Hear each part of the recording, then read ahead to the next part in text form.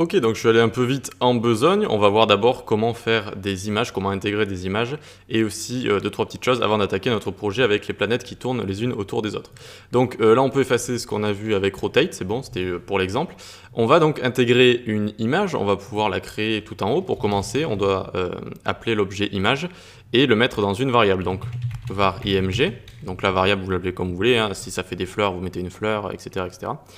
Et donc cette var img est égale new image, donc c'est un nouvel objet image. Ok. Ensuite il faut renseigner sa source, donc image.source est égal, on ouvre les apostrophes, et là donc si vous ne connaissez pas, c'est l'API Unsplash pour avoir des photos aléatoirement comme ça, d'accord. Vous avez juste à taper Unsplash random, c'est le premier lien, voilà. Pour faire vos tests de site quand vous codez, etc. C'est un outil très pratique, donc je vous le recommande. Vous avez juste à mettre du coup cette URL ici, et ça va vous donner des photos aléatoires. Donc très bien, on a créé notre image, on a sa source. Maintenant, on va aller dans notre fonction init ici, et on va dire image.addEventListener, on lui rajoute un event listener. Quand elle aura chargé, parce qu'on va l'appeler, il faut qu'elle charge, d'accord. Donc quand elle aura chargé seulement, on lance la fonction, tac, ctx.drawImage. Tac. Et donc on va d'abord dans le premier paramètre dire l'image qu'on a envie d'imprimer. Donc c'est image qu'on a créé juste au-dessus. Et ensuite on va la placer à 50 sur x, 50 sur y par rapport à son coin supérieur gauche. D'accord, 50 sur x, 50 sur y. Donc voyons voir un peu ce que ça donne. Tac.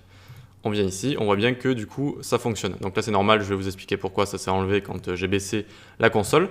Mais du coup on a bien des images aléatoires depuis notre Unsplash ici. Très bien, ça fonctionne et vous voyez que c'est positionné 50-50 par rapport au coin supérieur gauche. Et donc ici quand on resize en fait, ça va donc directement déclencher notre event listener ici resize, ça va rappeler notre fonction. On rentre ici. Et ça ne va pas pouvoir afficher notre image parce que notre image, elle est affichée seulement après avoir load, après s'être chargée, d'accord. Donc là, regardez, hop, l'image a chargé. Au début, elle a chargé, d'accord. C'est-à-dire que l'URL ici lui a transmis les données de l'image, d'accord. Donc lui a transmis cette image. Donc très bien, elle s'affiche. Par contre, quand je vais resize, elle ne recharge pas. On n'a pas une autre image qui nous est fournie, d'accord. Donc pour garder la même image, tout simplement, vous allez prendre ctx.drawImage ici et vous allez le mettre en dessous. D'accord, tac, nickel.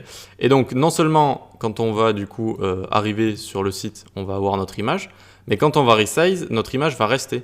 Parce qu'en fait, elle sera gardée en mémoire, elle va charger une fois, elle va s'afficher, et ensuite elle aura chargé, on va dire une fois, elle va rester en mémoire dans le navigateur, et donc on va pouvoir l'afficher tout le temps dès qu'on resize, d'accord, comme ceci.